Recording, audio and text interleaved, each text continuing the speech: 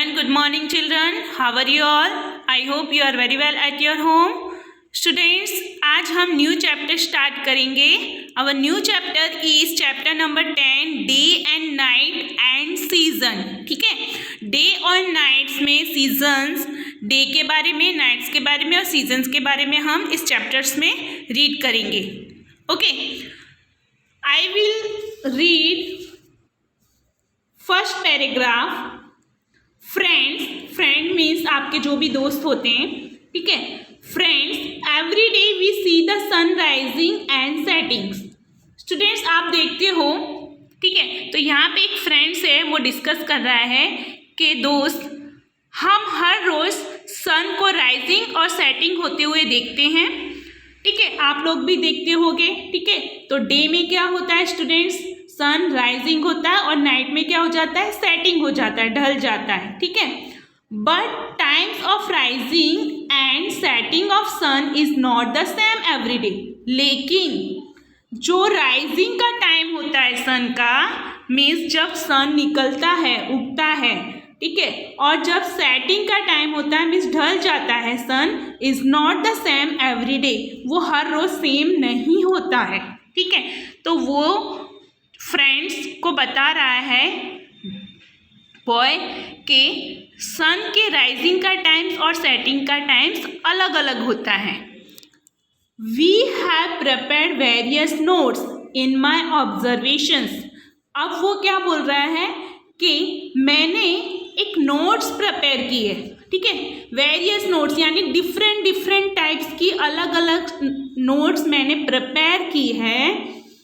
My observation यानी मेरे observation से, मैंने जो जो देखा है हर रोज के सन कब सेटिंग होता है, कब राइजिंग होता है. ठीक है, तो हर रोज वो नोटिस करता है और वो अलग अलग नोट्स प्रिपेयर करता है कि सन का राइजिंग और सेटिंग का टाइम क्या है. 1 in June, मेरे ऑब्जर्वेशंस के अकॉर्डिंग 1 जून में, my observation 2 in September and my observation 3 in December. यानी वो जो बॉय है वो बता रहा है कि मैंने ऑब्जर्वेशन किया था 1 जून को, फिर उसके आफ्टर 2 September को, एंड उसके आफ्टर मई को, और उसके आफ्टर 3 in December को. ठीक है, तो इस दिन इस महीने में मैंने ऑब्जर्वेशन किया है और मैंने उसकी अलग अलग नोट्स को प्रिपेयर किया है. ठीक है, और उस प्रिपेयर करने के बाद मुझे पता चलता है कि उसका ऑब्जर्वेशंस करने पर उसने देखा, उसने नोट्स किया, नोटिस किया कि हर रोज का जो टाइमिंग होता है सन का, सेटिंग का और राइजिंग का, वो अलग अलग होता है, सेम नहीं होता. On the basis of this details, इस बेसिस के डिटेल्स पर, इस डिटेल्स पर we have also prepare note on clothing, vegetables and food recipe. ठीक है, इसके डिटेल पर मैंने एक नोट्स भी प्रिपेयर की है, क्लोथिंग की, वेजिटेबल की और फूड रेसिपी की. Based on this observation fill up the following. आपको क्या करना है, ये ऑब्जर्वेशंस करके आपको ये फॉलोइंग, ये टेबल्स जो दिया है, ठीक है, उससे आपको फिल करना है. लेकिन फर्स्ट ऑफ ऑल आपको क्या करना है, ऑब्जर्वेशन करना है. यहाँ पे सी, ये एक आपको टेबल्स दिया है. Detail 1, not the time of rising and setting of sun. इसमें क्या करना है, आपको टाइम लिखना है, सन का राइजिंग का टाइम, कि वो कब राइजिंग होता है, उगता है, कब निकलता है, और सेटिंग में कब ढल जाता है. ठीक है, उसका टाइमिंग आपको यहाँ पे ऑब्जर्वेशन पहले करना है, आपको पहले देखना है, चेक करना है. ठीक है, अलग अलग डे पर, फिर उसका टाइम्स आपको यहाँ पे लिखना है.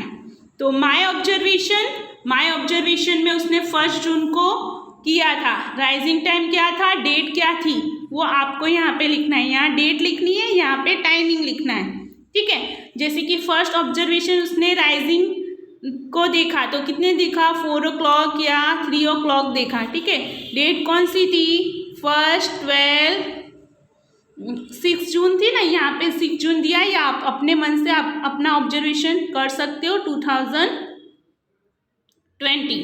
ठीक है, तो ये हो गया. अब सेटिंग का टाइम क्या होगा, कब ढल जाएगा वो. ठीक है, ठंडी के दिनों में जल्दी सेटिंग हो जाता है, तो 6 30, यहाँ पे 6:30 लिखती हूँ, ठीक है। 6:30, 1, 12, 2020। इस तरीके से स्टूडेंट्स आपको ये टेबल्स फिल करना है, ठीक है, हर मंथली या हर डे पे, ठीक है। एवरी डे आपको इस तरीके से चेक करना है उसका राइजिंग टाइम्स, सेटिंग्स, ठीक है, सेटिंग टाइम्स। हर रोज आपको डेट डालनी है, उसका सेटिंग और राइजिंग टाइम्स आपको इस तरीके से फिल करना है। When did the sun rises the earliest, सबसे जल्दी सन कब उगा, ठीक है, कब राइज हुआ, तो इस डेट के अनुसार, उस टाइम्स के अनुसार आपको यहाँ पे इसमें से फाइंड करके यहाँ पे राइट डाउन करना है। अब डिटेल नंबर 2 है, इसी तरीके से ये भी करना है। Note the time when the sun set the latest, ठीक है, तो सबसे लेटेस्ट टाइम्स क्या होगा सनसेट्स का, वो भी आपको इसमें से फिल करना है।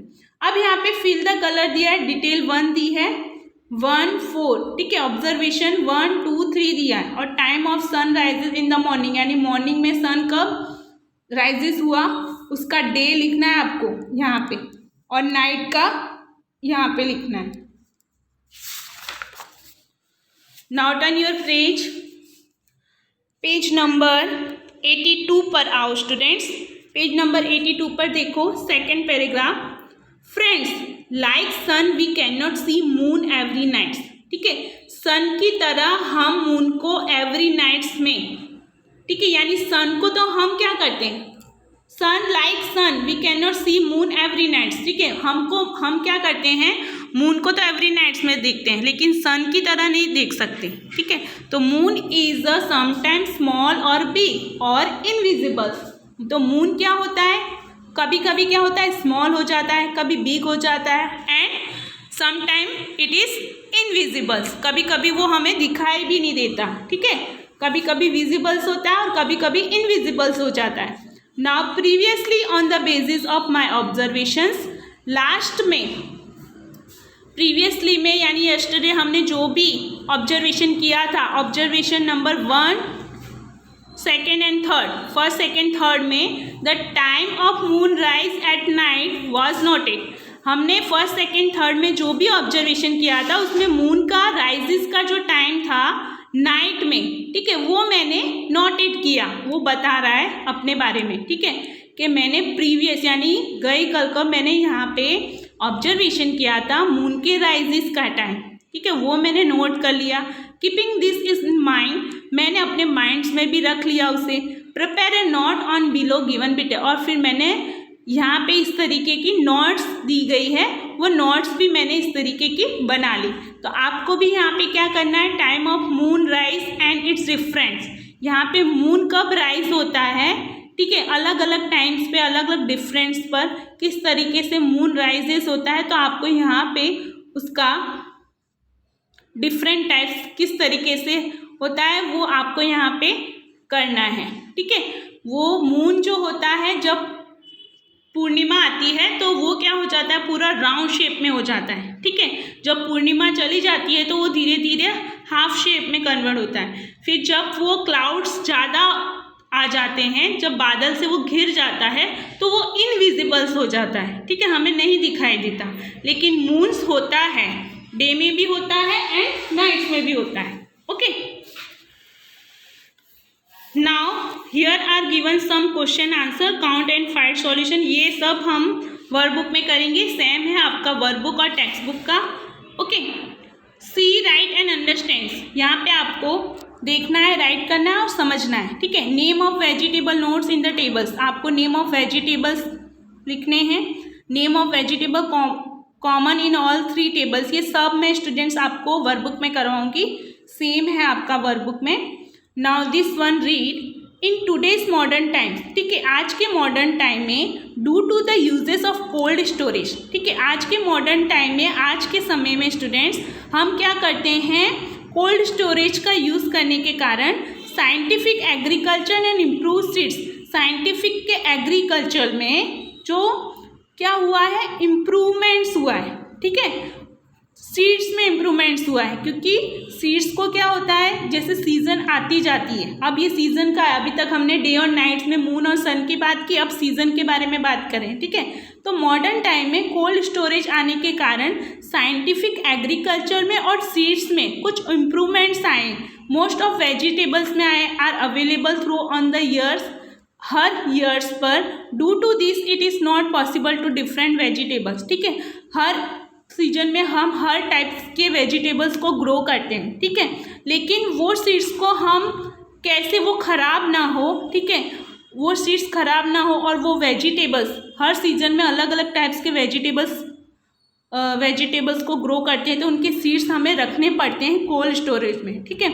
और वेजिटेबल्स जैसे कि पटेटो है, ठीक है, तो पटेटोस को क्या करते हैं हम वेजिटेबल्स में कोल्ड स्टोरेज में रखते हैं, ठीक है। कोल्ड स्टोरेज में रखने से वो ख़राब नहीं होती और जब उसका सीजन आता है तब हम उसे सेलिंग करते हैं, ओके। तो यहाँ पे क्या होता है, अलग अलग डिफरेंट टाइप्स के जो वेजिटेबल्स होते हैं उसको हम सीज़न के अकॉर्डिंग सेलिंग करते हैं, ठीक है। उसके सीज़न के अकॉर्डिंग सेलिंग करने के लिए पहले हमें उसे कोल्ड स्टोरेज में रखना पड़ता है। जब जिस वेजिटेबल का सीज़न आता है फिर हम उसे उसमें से निकालते हैं सेलिंग करने के लिए, ठीक है। तो अब के समय में हम कोल्ड स्टोरेज का यूज़ करते हैं आज के समय में, जिसमें हम सीड्स और वेजिटेबल्स को रखते हैं ईयरली। यहाँ पे डिफरेंट टाइप्स के वेजिटेबल्स होते हैं, जैसे कि विंटर्स में अलग वेजिटेबल्स ईट करते हो, समर में अलग वेजिटेबल्स ईट करते हो आप, और मानसून में अलग टाइप्स के वेजिटेबल्स को ईट करते हो, ठीक है। तो जैसे जैसे विंटर का सीज़न आता है तो विंटर में विंटर के वेजिटेबल्स आप खाते हो, ईट करते हो, ठीक है। समर्स में अलग टाइप्स के वेजिटेबल्स होते हैं, मानसून में अलग टाइप्स के वेजिटेबल्स और फ्रूट्स आते हैं, ठीक है। तो अलग अलग सीज़न पर उसे अलग अलग सीज़न पर अलग अलग वेजिटेबल को बेचने के लिए सबसे पहले हमें क्या करना पड़ता है, कोल्ड स्टोरेज में रखना पड़ता है, फिर वो सीज़न के अकॉर्डिंग उसे सेलिंग करने के लिए बाहर निकालते हैं, जिसके कारण हर सीज़न पर हर लोगों को इनफ वेजिटेबल्स मिल सके, ठीक है, जिससे वेजिटेबल्स ख़राब नहीं होते हैं। यहाँ पे आपको कुछ पिक्चर्स दिए हैं स्टूडेंट्स, डिस्कशन दिया है विंटर्स के बारे में, ये सब समर्स के बारे में, ठीक है। हम विंटर्स में क्या करते हैं, इस तरीके से फायर को करके फिर हम उसे हॉट फीलनेस करते हैं, ठीक है। फिर यहाँ पे समर में क्या करते हैं, स्विमिंग पूल्स में हम बाथिंग करते हैं। फिर यहाँ पे मानसून सीजन में जब रेनी सीजन होता है तो हम अपने आप को प्रोटेक्ट करते हैं रेनी सीजन्स को अम्ब्रेला एंड रेनकोट से, okay. Today due to the different types of effect of pollutions, आज के ज़माने में, ठीक है, हमारे डिफरेंट टाइप्स के पॉल्यूशंस होते हैं जो हमें इफ़ेक्ट करते हैं और इन्वायरमेंट्स को भी हार्मेट करते हैं, यानी नुकसान पहुँचाते हैं, ठीक है।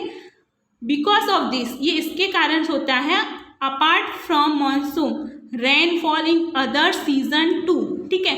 ऐसे कुछ कुछ सीज़न मानसून होते हैं, ठीक है, जैसे कि अभी विंटर्स में देखोगे आप, अभी विंटर्स में भी हमने देखा था कि अभी विंटर में भी रेनी सीजन चालू हो गया था, ठीक है। तो रेनी सीजन में भी विंटर्स आते तो क्या करते हैं, इन्वायरमेंट्स को अफेक्ट करते हैं, पीपल को भी अफेक्ट करते हैं, ठीक है, जिससे बीमारियां वगैरह फैलती हैं, ठीक है। तो अदर सीजन